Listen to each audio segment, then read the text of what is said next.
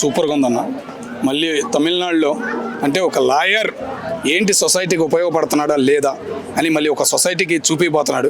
ఒక లాయర్ వల్ల చిన్న చిన్న వాళ్ళు ఎంతమంది నలిగిపోతున్నారు, ఏం జరుగుతుంది లాయర్ వ్యవస్థలో అనేది మళ్ళీ ఒక డేటా తీయబోతున్నాడు. రీసెంట్గా చూసాం, పాత సినిమా కూడా ఒక లాయర్ మీద తీసాడు, చూసావా?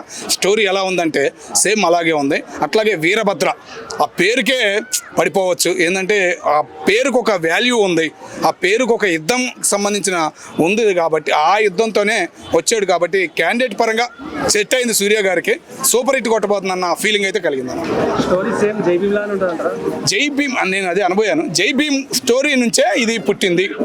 ఇది కూడా దీనిలో కూడా ఒక కథ, అంటే ఒక కూతురు, అప్పుడు ఒక కుటుంబం ఉంది, ఇప్పుడు ఏంటంటే ఒక కూతురు ఒక తండ్రి ఆవేదన, ఎన్నిసార్లు తిరగాలి, ఒక ఆవేదన, సొసైటీలో ఏం జరుగుతుంది, చిన్న చిన్న లంచాలు, జనం నలిగిపోతున్నారు ఆ చిన్న చిన్న లంచాల కాడే అనే ఫీలింగ్ ఈ సినిమాలో కనబడబోతుంది.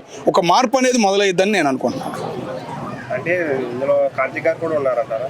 ఉన్నారనగా దానిలో కనబడింది కదా, ట్రైలర్లో కనబడింది కదా. ఆమె బాగా హీరోయిన్ పరంగా సెట్ అయింది కాబట్టి ఒక లుక్ అనేది ఇచ్చింది కాబట్టి ఒక హ్యాపీ అనిపించింది సూర్య గారితో. ఒక డ్యాన్స్ పరంగా కానీ బాగుండిద్ది. కానీ ఈ సినిమా ఏంటంటే ఒక చట్టంలో ఉన్న లింకులు ఏంది, ఒక ఈ లింక్ అనేది మనకు చూపిపోతున్నాడు అని నేను అనుకుంటున్నాను.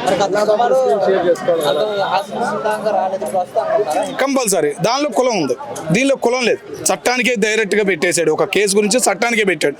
దానిలోనే జైభీంలోనే ఒక కులం ఉంది, కులం ఒక చదువు, దానికి సంబంధించిన ఫీలింగ్ దానిలో కనబడింది.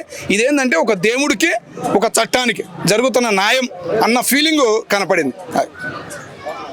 సినిమా తర్వాత ఇదే మళ్ళా ఏమో మొన్నటిదాకా భయపడ్డారు, తమిళ వాళ్ళు రావట్లేదు సినీ ఫీల్డ్కి, సినిమాలు తీయడానికి భయపడుతున్నారు అనే మచ్చ పోయిందా అన్న ఫీలింగ్ అయితే ఈరోజు కలుగుతుంది. ఎందుకంటే ఇన్నాళ్ళు ఆగి ఆ మనిషి ఎప్పుడు పూర్తయిందో ఏందో తెలియదు, గౌకన్ టైలర్ వదిలేడంటే మరి సినిమా విషయం కూడా ఇప్పుడు దాకా బయటికి రాలే సమాచారం. ఒకేసారి టైలర్ వదిలేడంటే తమిళనాడు జనం కూడా ఏదో ఒక ఆదరణ ఉంటుంది ఈయన మీద.